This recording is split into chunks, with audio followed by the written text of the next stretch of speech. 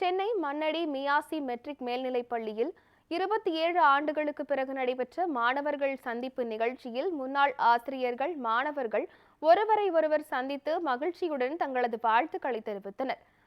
காயிதே மில்லத்தால் உருவாக்கப்பட்ட சென்னை மண்ணடி மியாசி மெட்ரிக் மேல்நிலைப் பள்ளியில் 1998ஆம் ஆண்டு பயின்ற முன்னாள் மாணவர்களின் சந்திப்பு நிகழ்வு நடைபெற்றது.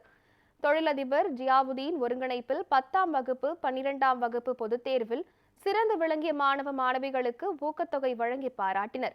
இந்நிகழ்வில் முன்னாள் மாணவர்களான இந்திய யூனியன் முஸ்லிம் லீக் இளைஞர் அணி பொதுச் செயலாளர் அன்சாரி மதத், முன்னாள் ஆசிரியர் சையத் பக்ருதீன், அல்பிஸ், மஜிஸ்ட்ரேட் தரணிதரன், புற்றுநோய் அறுவை சிகிச்சை நிபுணர் முகமது இப்ராஹிம் ஆகியோர் பங்கேற்றனர். இதில் பள்ளியின் முன்னாள் முதல்வர் தலத் ஃபாத்திமா, முன்னாள் ஆசிரியர்கள், மாணவர்கள் பங்கேற்று நிகழ்வை சிறப்பித்தனர். 27 ஆண்டுகளுக்கு முன்பு பள்ளியில் பயின்ற போது பணியாற்றிய ஆசிரியர்கள், தலைமை ஆசிரியர்களுக்கு பூங்கொத்துக்கள் வழங்கி கௌரவப்படுத்தினர்.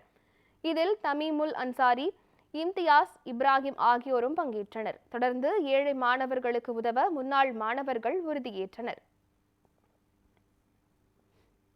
இப்போ நாங்கள் ஒரு 28 வருஷத்துக்கு அப்புறமா, சுமார் 28 வருஷத்துக்கு அப்புறமா நாங்கள் ஒரு ரீயூனியன்ற ஒரு பேரில் நாங்கள் எல்லாம் ஒன்று கூடியிருக்கோம். இதில் பார்த்தீங்கன்னா லண்டன்லேருந்து, துபாயிலேருந்து, சவுதியிலேருந்து எல்லா முக்கியமான இடத்துலேருந்து நம்மளோட நண்பர்கள்லாம் வந்திருக்காங்க.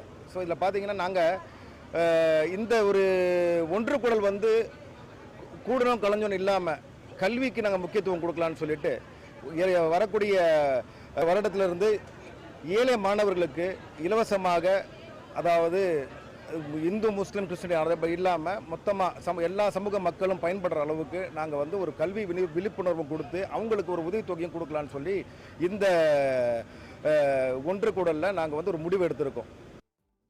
இந்த ஸ்கூலில் ஒழுக்கம் ரொம்ப ரொம்ப முக்கியமான ஒரு பிரின்சிபல்.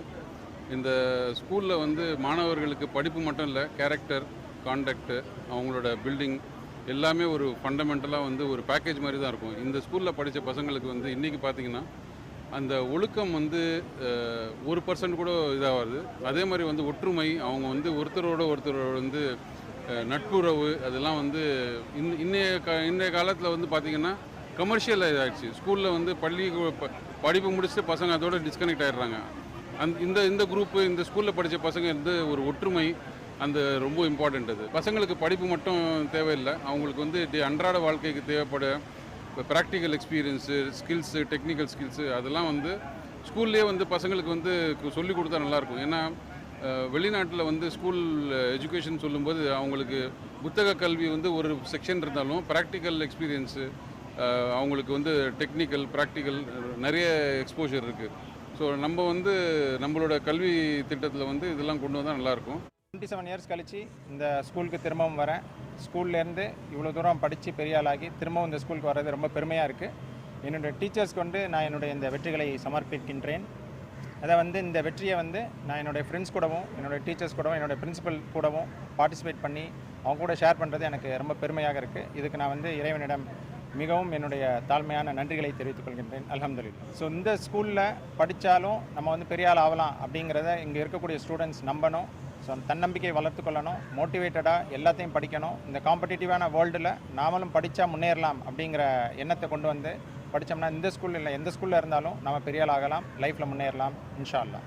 ஸோ இந்த ரீயூனியனில் என்னுடைய ஃப்ரெண்ட்ஸ் எல்லாம் வேறு டிபார்ட்மெண்ட்டில், வேறு துறையில் பெரிய ஆள்களாக இருக்காங்க அப்படிங்கிறது எனக்கு ரொம்ப பெருமையாக இருந்தது. அது மட்டும் இல்லாமல் என்னுடைய டீச்சர்ஸ் எல்லாம் திரும்பவும் பார்க்குறோம் அப்படிங்கிறது ரொம்ப சந்தோஷமாக இருந்தது.